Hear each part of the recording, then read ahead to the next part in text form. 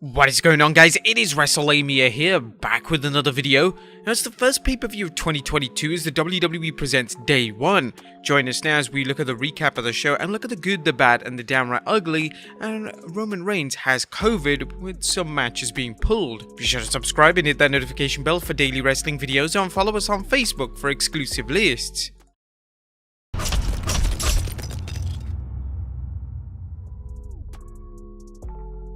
Now, the pre-show began with the shocking announcement that Universal Champion Roman Reigns vs Brock Lesnar has been cancelled due to Reigns testing positive for COVID. Consequently, Lesnar will enter the WWE Championship match, turning it into a fatal 5-way.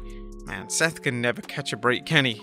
Anyway, the first match of the night is Sheamus and HOLLAND vs CESARO and Ricochet. HOLLAND suffers a broken nose early on in the match, resulting in Sheamus having to work the match by himself. But nevertheless, the Celtic Warrior does well by himself, isolating Ricochet from CESARO. Ricochet makes the tag though, and CESARO comes in, going after his former tag partner, as CESARO seizes control and it's time for the swing. Sharpshooter by Sheamus, but Sheamus reaches the ropes. It's a bro kick and is all over as Sheamus and HOLLAND win. Then we get on to the main show, and the first match is a SmackDown Tag Team Championship match as the Usos take on the New Day. And the Usos take Kofi Kingston out, double teaming King Woods until Sir Kofi makes it back onto the mat apron, allowing Woods to tag in. Sir Kofi cleans house as the fans rally behind the New Day, but Kofi goes for trouble in paradise only for Jay to counter with a super kick. Bedlam as the Usos deliver a double super kick to Kingston, followed by a double Usos splash, covered by Woods, but they make a last minute save. However, a blind tag is all the Usos need, and they hit the 3D on Kofi for the win. Nice homage to the Dudley Boys. The Usos retain the SmackDown Tag Team Championships. WWE Champion Big E is interviewed backstage about Lesnar's addition to the match. Big E says nobody saw that coming, but he's determined to leave the State Farm Arena with the championship. Then it's McIntyre vs MADCAP Moss, who's with Happy Corbin. MADCAP Moss and Happy Corbin run down the Atlanta fans and Drew McIntyre before Drew shows up with his sword. Drew dominates for much of the match until Happy Corbin distracts Drew, allowing Moss to throw McIntyre into the post. Moss takes control, countering McIntyre's attempts to fight back, but finally the Scottish Warrior hits a spinebuster, getting back into the match. Moss dodges a Claymore kick, but he can't duck the second one, leading to a win by Drew McIntyre. Then we get another backstage interview as Kevin Owens is asked about Brock Lesnar being inserted into tonight's championship match. KO calls it a tragedy, and he said he hasn't forgotten what Lesnar did to his friend Sami Zayn. Next up, it's more tag team action as the Raw Tag Team Champions RKBRO take on the Street Profits. Amigos accompany RKBRO to the ring, and the Profits look good, cutting Riddle off from Orton. Riddle makes a tag and Orton cleans house, hitting a double hangman DDT on the Profits. At this point, it's anybody's game as neither team can get the win. Riddle and Orton deliver an assisted RKO, and they win the match. Then we get an interview by Brock Lesnar about his upcoming match, and Brock reminds the fans that he's a free agent and he does whatever Brock Lesnar wants. Then we get The Miz vs Edge. Now, this match looks like it could go either way as Miz and Edge struggle to apply their finishes, but finally The Miz locks in the figure 4 leg lock, but Edge reverses it. However, Miz escapes. He slingshots Edge into the turnbuckle and covers Edge using the ropes for leverage, but the referee manages to see it. Miz goes for the figure 4 leg lock, but Edge counters, applying the crossface in the center of the ring. Then Maurice saves Miz, dragging one of Miz's boots onto the bottom rope. But then we get the return of Beth Phoenix as she's seen enough and chases after Maurice, with Maurice scurrying away. As trash talking by Phoenix distracts Miz, and Edge capitalizes, spearing the Miz and pinning him for the win. Then we get the Raw Women's Championship match as champion Becky Lynch takes on Liv Morgan.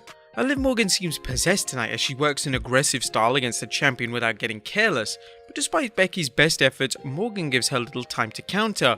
At one point, Morgan targets Lynch's arm, placing it in the steel steps and stomping away, getting some revenge. But despite Morgan's aggressive tactics, Becky seems to have more lives than a cat.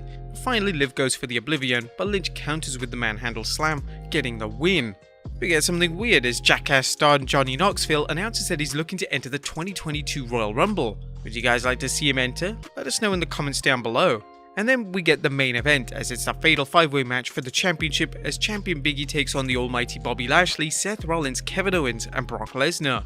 Rollins and Owens go to double team Lesnar while Lashley attacks Big E. KO and Rollins' strategy doesn't start off well, but Big E knocks Lesnar out of the ring and the almighty sees his chance. Lashley spears Lesnar through the security barrier, and Rollins and KO regroup, and their double team strategy begins to pay off as they take out their opponents, including Lesnar. However, Lesnar recovers and begins taking out one opponent after another, but that is until Lashley applies the Hurt Lock to Lesnar and Lesnar fades fast. Biggie manages to break up the submission hole, but his save backfires as Lesnar counters a big ending F5ing Biggie to secure the WWE Championship as day one closes out.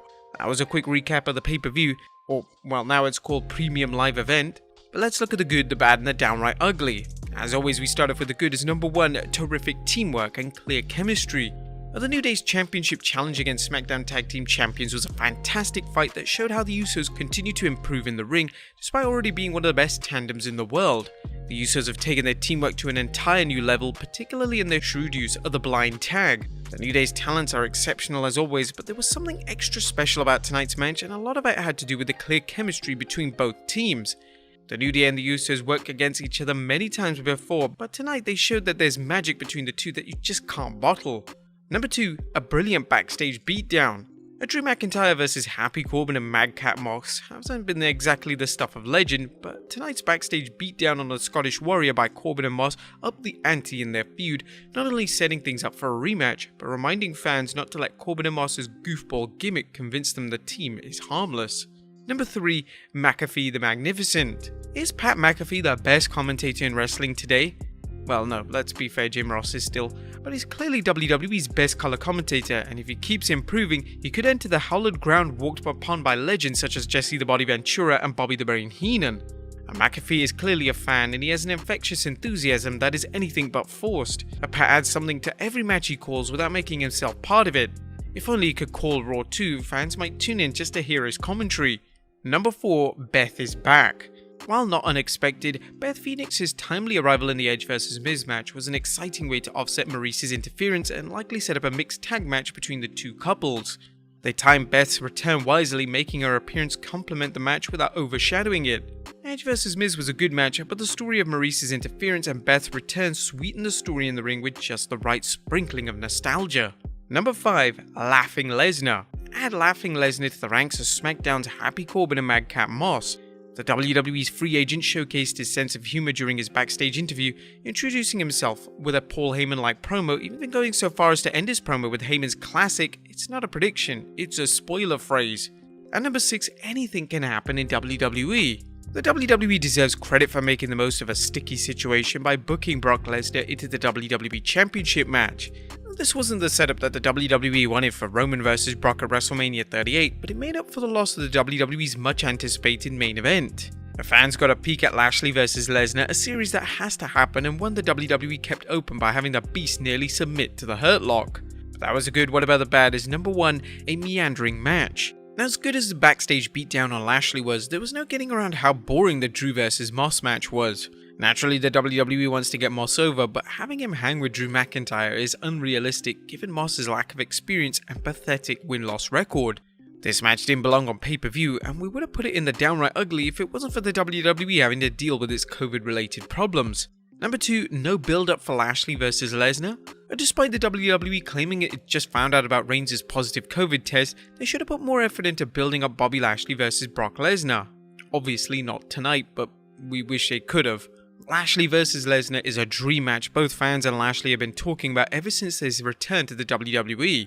They did a good job making the most of the last minute changes by having Lesnar say he entered the match because he does whatever he wants to do, which is kind of a reason, but we wish this dream match was just given more hype. Number 3, SOS Bex. We'll let you guess what SOS stands for. And while Lynch didn't squash Morgan, her clean win gave the WWE no way to realistically book a rematch, in effect making Morgan look like one of the latest of Lynch's victims. The WWE only added to its burial of Morgan by having her look like she was ready to break down crying when it looked like she couldn't defeat the champion. Perhaps it's time for Liv to team up with Raw's resident loser Nikki Ash. Is there any wonder why the WWE can't get its female undercard over? And number 4, Brock beats Biggie. Speaking of SOS storytelling, Brock's win was unnecessary and a terrible way to book Biggie. While it's likely Biggie was booked to lose the championship, it was unnecessary for him to take the pin and unnecessary for Lesnar to win another world title, especially if he returns to his monthly appearances. Why did he do it? Well, check out for another video soon. There was nothing downright ugly about tonight's show, and while there were some bad booking decisions, the show featured some excellent wrestling. Beth Phoenix's appearance was fun, and the WWE deserves credit for working around some unfortunate absences, as well as Ridge Holland suffering a broken nose in the midst of his tag team match.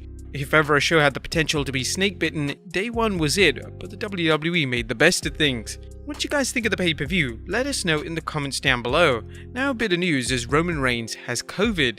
As you know by now, the WWE cancelled Universal Champion Roman Reigns' title defense against Brock Lesnar after testing positive for COVID. Reigns broke his silence on the matter, saying, "I yearn to perform tonight at WWE Day 1 to defend my Universal Championship.